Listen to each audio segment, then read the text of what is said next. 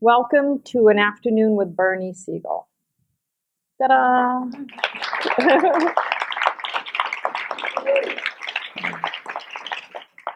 Bernie Siegel introduced me to the founder of the Happiness Clubs, Lionel Ketchian, a number of years ago.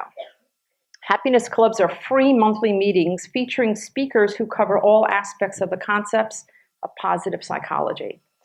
I invite you to consider putting your name on a sign-up list in the event you're interested, and Bernie will elaborate a little bit on that as well because he's a big part of it.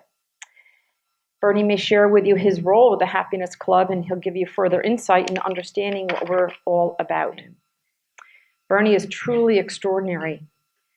He continues to show us all the way to understand the depth of love, the power of healing, that miracles happen every day, that all the answers we seek come from within, and when we struggle to find those answers, go for a walk. You'll find them in nature. Bernie teaches us that no one goes through life without pain, loss, failure, or grief. Yet we all have that choice to wag our tails and choose to be happy.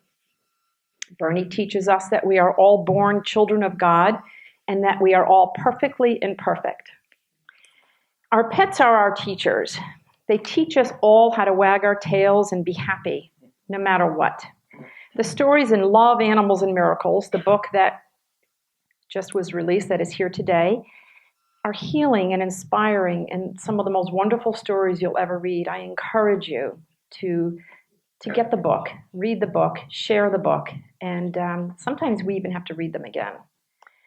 Dr. Bernie Siegel, or as he prefers to be called, Bernie, needs no introduction. Bernie's an award-winning inspirational speaker and author, renowned medical doctor, globally recognized as one of the top 20 spiritually living people on the planet. Bernie is the renowned founder of ECAP, the Exceptional Cancer Patients. He's a teacher, he's a healer, he wears a lot of hats. Bernie's gifts through faith, hope, and healing, love, medicine, and miracles, peace, the art of healing, Smudge Bunny, Buddy's Candle, and Love, Animals, and Miracles are truly the 365 prescriptions of the soul we all need. Those are his books.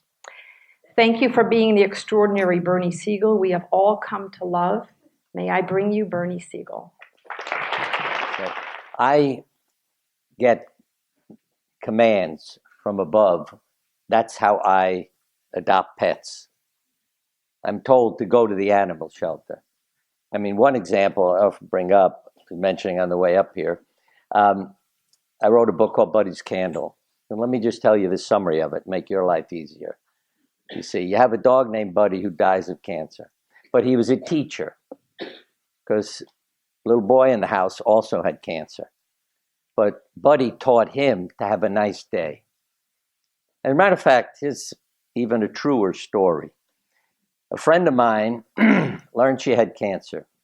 She wrote a book, Animals as Teachers and Healers. She learned she had cancer. The man she was living with couldn't deal with it, so he deserted her. And she's sitting in the living room thinking, I got a year to live, nobody in my life, depressed as hell, and this stray cat walks across the front porch. So she thought, well, I'll feed it.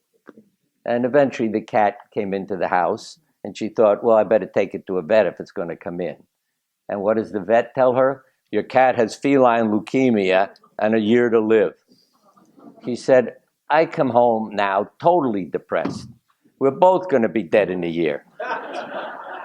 But I noticed something. The cat is running around having a wonderful time ripping up the living room. I thought, maybe the cat knows something I don't know.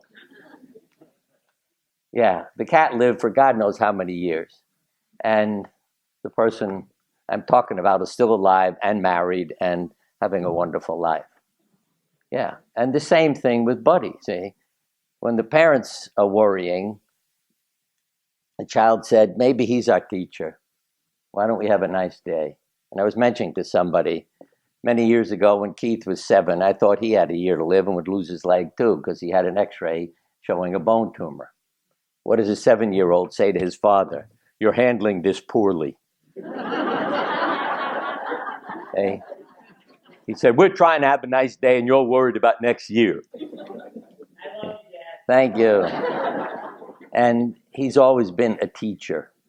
Yeah, if you're not getting enough love, say something. You don't have to cause trouble to get attention. Because one other lesson I would say from Keith was, Dad, what is it? I don't get 20% of your time. I said, what are you talking about? You have 5 children. We should each get 20%. I said, your brother's driving us nuts, so he gets 40. But you see, he's a little angel. So where is he? The last bedroom at the end of the hall. Now, what would your interpretation be? My parents don't love me. I get less time. I'm way at the end of the hall. Yeah, you're way at the end of the hall because I don't worry when the door's shut.